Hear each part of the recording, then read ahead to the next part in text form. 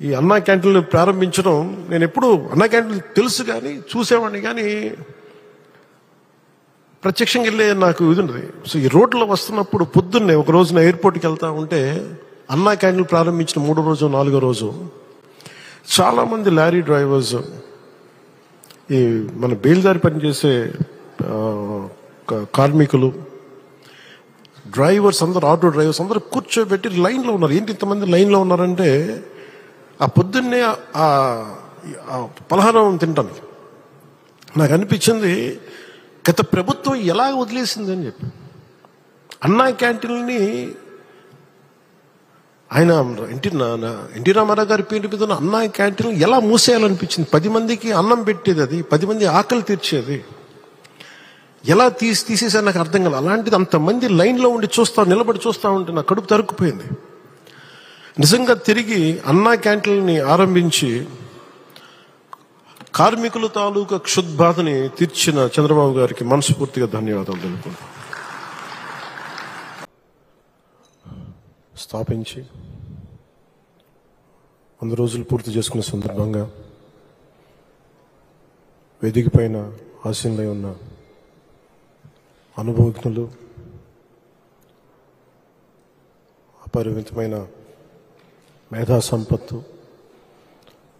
నాయకత్వపు లక్షణాలు పుణికిపుచ్చుకున్న కలిసిన తెలుగుదేశం పార్టీ జాతీయ అధ్యక్షులు, 4సారి ముఖ్యమంత్రిగా ప్రమాణ స్వీకారం చేసిన శ్రీ నారా చంద్రబాబు నాయుడు గారికి నా హృదయపూర్వక నమస్కారం. భారతీయ జనతా పార్టీ అధ్యక్షురాలుగా చాలా సమర్థవంతంగా అలయన్స్ని ముందుకు తీసుకెళ్ళి విజయానికి కీలక పాత్ర వహించిన శ్రీమతి మేడం పురంధేశ్వరి గారికి,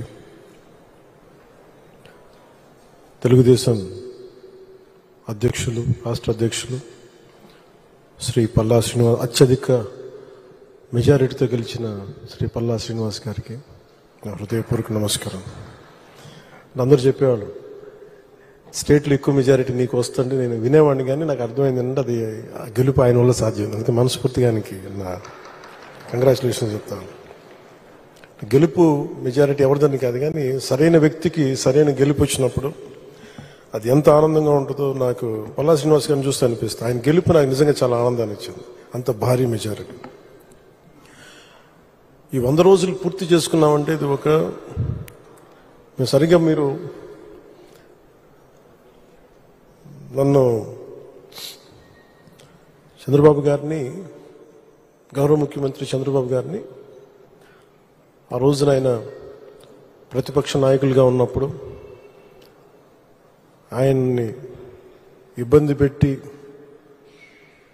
రాజమండ్రిలో పెట్టినప్పుడు, ఇక్కడ మన విజయవాడలో ఉన్నప్పుడు ఆయన మద్దతుగా నేను వస్తే ఆ రోజున నన్ను ఆపితే నేను ఆ రోజున ఒకటే మాట చెప్పాను అందరికీ, అప్పుడున్న అధికారులందరికీ, సరిగ్గా మీకు 6 నెలల్లో ప్రభుత్వం మారిపోతుంది, మీరు వెయిట్ చేయండి.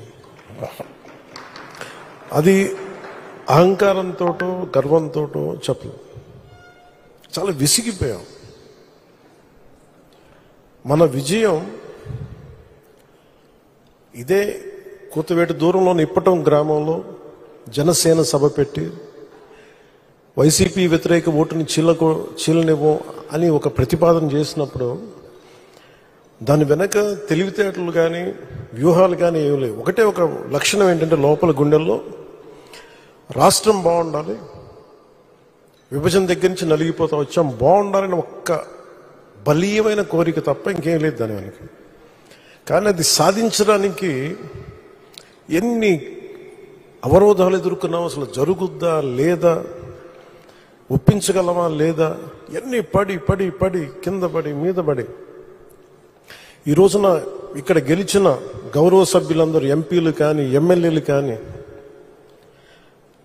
అద్భుతమైన మెజారిటీతో గెలిచారంటే వైసీపీ వ్యతిరేక ఓటును చీలనివ్వకూడదని ఒక్క ఆకాంక్ష, ఒక్క బలమైన నమ్మకం, చంద్రబాబు గారి నాయకత్వం, సమర్థత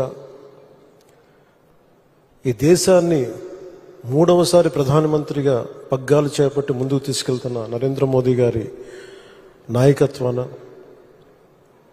పురంధేశ్వరి ఆయన దిశానిర్దేశంతో, పురంధేశ్వరి గారి నాయకత్వంతో తెలుగుదేశం నాయకులని చాలాసార్లు చెప్పాను, వాళ్ళందరి సమిష్టి కృషితోటి ఒక అద్భుతమైన విజయాన్ని సాధించాం. నాకు చాలాసార్లు అనిపించేది, ప్రతిసారి ఏం చెప్పాను, రోడ్ల మీదకి వెళ్తున్నప్పుడు మీరు గెలవరండి, ఇప్పుడున్న వైసీపీ గెలుస్తుంది, మీరు గెలవరు. ప్రతిరోజు బయట వాళ్ళు ఎవరు చెప్పేవాళ్ళు, మనతో పాటు పక్కన ఉండేవాళ్ళు చెప్పేవాళ్ళు మాట. అసలు నమ్మకం ఉన్నది ఎవరికి అంటే, అసలు చెక్కు చెదరని గెలుస్తున్నాం కొడుతున్నాం నెగిటివ్ థాటే ఉండకూడదు, 170కి 160 కొట్టాలన్న మొదటి రోజు నుంచి చెప్పింది శ్రీ నారా చంద్రబాబు నాయుడు గారు చెప్పారన్నమాట. మనం అనుకుంటున్నాం, చేస్తున్నాం, చాలా జాగ్రత్తగా ఉంటారు, వ్యూహాలు ఉంటాయి, అన్నీ ఉంటాయి. కానీ ఎక్కడా కూడా ఆయన దగ్గర నుంచి నేను నేర్చుకుంది కించిత్తు అధైర్యం లేదు, భయం లేదు ఆయన దగ్గర. అంటే ఆయనకున్న అపారమైన అనుభవం నేను ప్రత్యక్షంగా చూశాను, జాతీయ స్థాయిలో చూశాను, ఆయన రాజమండ్రిలో ఉన్నప్పుడు చూశాను. అసలు ఈయనకి నేను ఒకటే అనుకున్నాను లోపల కొంచెం, అంటే ఈయనకి ఏమి జరిగినా అసలు భయం అనేది ఏ క్వశ్చన్ లేదు ఈయనకి, అంటే ధైర్యం తప్ప.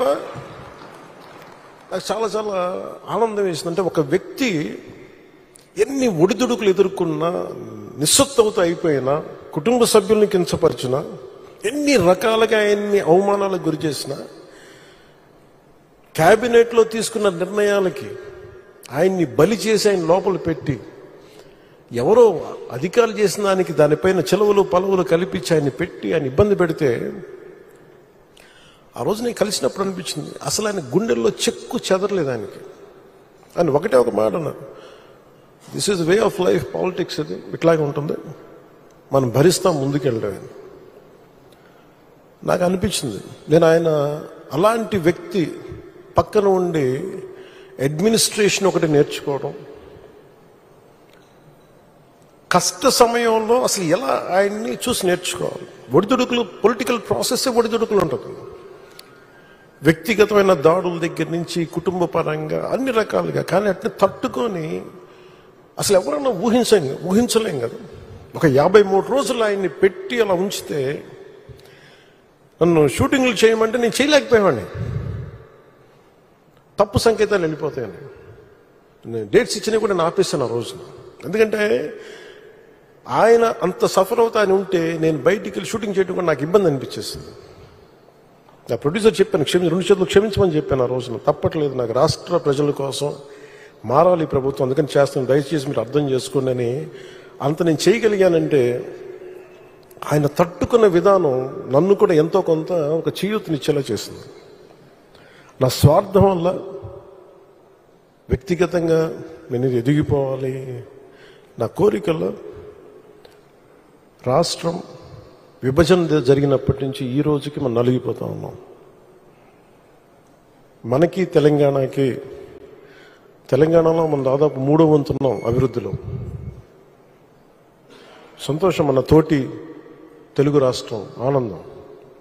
మనం పోటీ పడాలి, ఎదగాలి అంటే అనుభవం, పొలిటికల్ ప్రాసెస్లో అనుభవం ఒకటి చాలా చాలా కీలకమైనది. తెలివితేటలు ఉండొచ్చు, అన్నిటికంటే కూడా అందరినీ సమన్వయపరిచి, అందరినీ ఆకట్టుకోగలిగి, అందరినీ ఒక దారిని పెట్టగలిగి, కొంత మెత్తదనంతో మందలిస్తూ, కొన్నిసార్లు గట్టిగా చెప్తూ, అలాంటి నాయకుడు వెంట ఆయన నాయకత్వంలో మేమందరం పనిచేయటం నాతో సహా చాలా చాలా నాకు ఆనందంగా ఉంటుంది. ఇలాంటి గడ్డు పరిస్థితుల్లో డబ్బు లేదు మనకి, రాగానే ఛార్జ్ తీసుకోగానే ఇవన్నీ ప్రోటోకాల్స్ ఉంటాయి, కానీ లోపల ప్రోటోకాల్స్ తగ్గ డబ్బులు లేవు లోపల.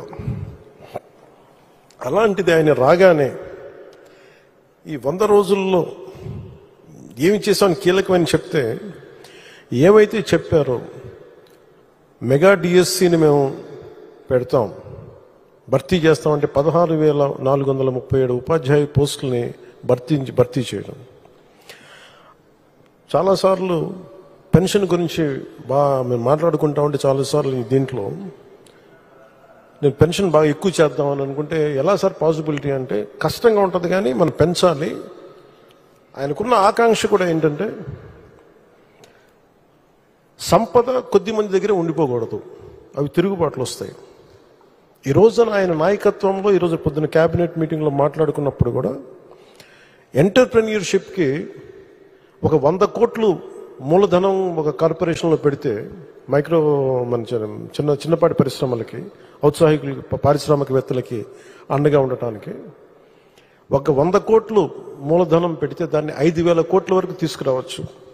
అలాగే 500 కోట్లు పెడితే దాన్ని 20,000 దాకా తీసుకెళ్లొచ్చనే ఈ రోజు నా ప్రతిపాదన చాలా అద్భుతంగా ఉంది. ఇవన్నీ చెయ్యాలి అంటే ఈ రాష్ట్రాన్ని, ఉమ్మడి రాష్ట్రాన్ని దిశానిర్దేశాన్ని మార్చిన వ్యక్తి, మైక్రో మన ఈ విపరీతం బలమైన సంస్కరణలు తీసుకొచ్చిన వ్యక్తి, SEZs ద్వారా కానీ అభివృద్ధి కానీ, అలాగే మన ఇజ్రాయలీకి సంబంధించి ఈ మైక్రో ఇరిగేషన్ ఇలాంటివన్నీ మొట్టమొదటి తీసుకొచ్చిన వ్యక్తి. చాలా సింపుల్గా ఉంటాయి. ఇంకుడు గుంతలు అంటే అది చూడటం చాలా మందికి ఆ టైంలో హాస్యాస్పదం, ఏంటి గుంతలు తవ్వుకోవడం ఏంటని. ఆయన దార్శనికులు, ఆయన హెడ్ చూడగలరు.